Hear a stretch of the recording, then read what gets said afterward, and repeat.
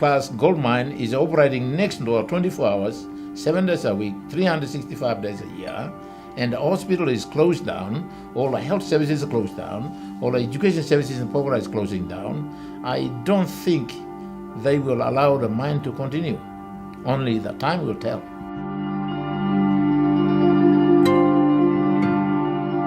Initially, we were impressed that good things will be delivered to our people and they will advance from their grass huts to a more advanced and developed community. And on that basis, the people have signed the agreement and allow the government to hand over the mining lease to the company. Over the years, those things promised in the agreement were not delivered. And now landowners have served a notice of dispute and a claim for breaches of agreement. And that has even not been addressed. And now we're going to take it up in the current government to address it before they renew the mining lease or extend the mine life whatsoever.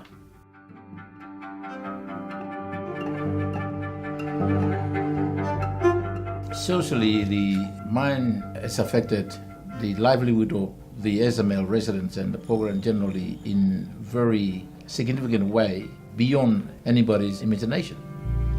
This impact on people's life cannot be accepted anywhere in the Western world. People in Papua New Guinea, they live on a piece of land. The boundary surrounding them is enemy land, another clan's land. They cannot move. Porgera's case, some of the landowners within the SML as well as outside the SML, the entire clan's piece of land has been taken away permanently. And that is total human rights abuse. They just destroy it without any notice and forget about it. Nobody's paying any attention. They're treating them like animals. And then they are living like flying fox, hanging in relatives and one dog's houses around the country. There is no provision in the Mining Act or in any law to cater for this kind of mine refugees displaced by the impact of the mine. Creating mine refugees on the land. There's no provision to cover for that. Making landowners landless.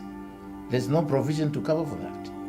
The resettlement issue of the landowners, set 24 clans affected by the current mine activity. There's no provision for that. The national government has got a duty to look into that.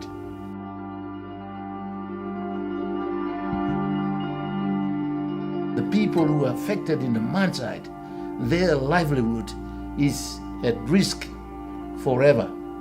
And there is no future for the people. And that's a total human rights abuse.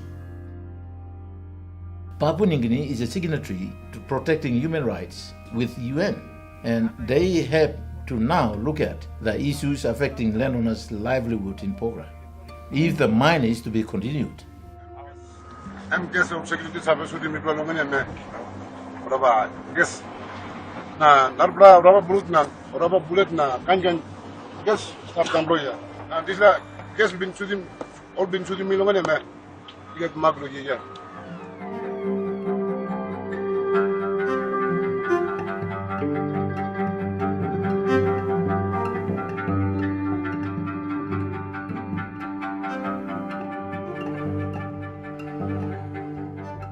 Right here, all of that area used to be teachers' house, classrooms, all that. All that is gone. At the back and further down, our villages and food garden and all that. If more waste is dumped over there, it's going to push the water current towards the other side, and it's going to undercut. And if that happens, and if there's a heavy rain or things like that, it's the highest possibility that it might collapse. That one is collapsing. That's an example of collapsing. Food garden and all that is gone. And next time, maybe those houses might come down. Those houses might come down any time.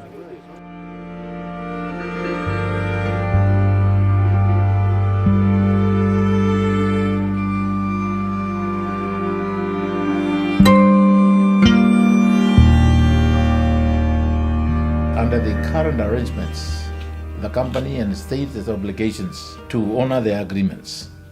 Now, when those agreements are not honored, there is no positive thing for the benefit of landowners to continue the mine under the current arrangements. So if the mine lease expires and a company puts in application for renewal, we're going to enter into a new arrangement and different from what we have at the moment.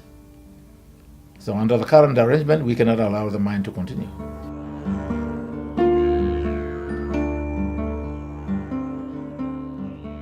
If the agreement's not going to be honored, what's the point in getting into another agreement? What's the point? There's no need for the continuity of the mine. Under another agreement, when you don't honor the original agreement, as simple as that.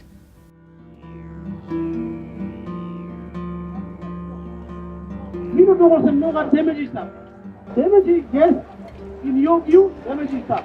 But the claim for the damage, only the one because damage is within the mine site. Company, we don't begin the company, but company don't say, come and give license to me to Bahrabi. And argument to Barak is so argument to Barak or to them, government give license or claim to you must follow government.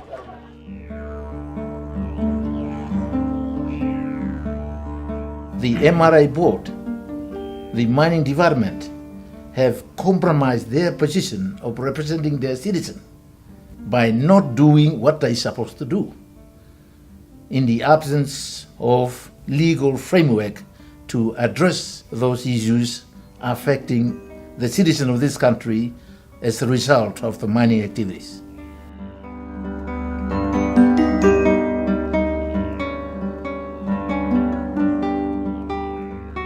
The mining law has been written by foreigners for their own interest.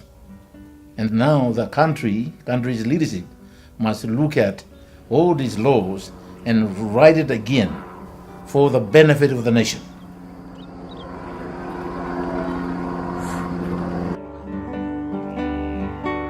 You look at all the mines that we have in PNG right now, and whose benefit? The only benefit that I can see that these projects create are profits. So where are the profits going? The tax is not a benefit. Royalties are not benefits. Compensation is not benefits. Contracting is not a benefit. The only benefit that any mine can produce are profits. Now who's getting all the profits? Who's getting the benefits of all this natural resource development in the country? It's the shareholders. And if we are not shareholders and in a significant way, then how is it that we are getting benefits?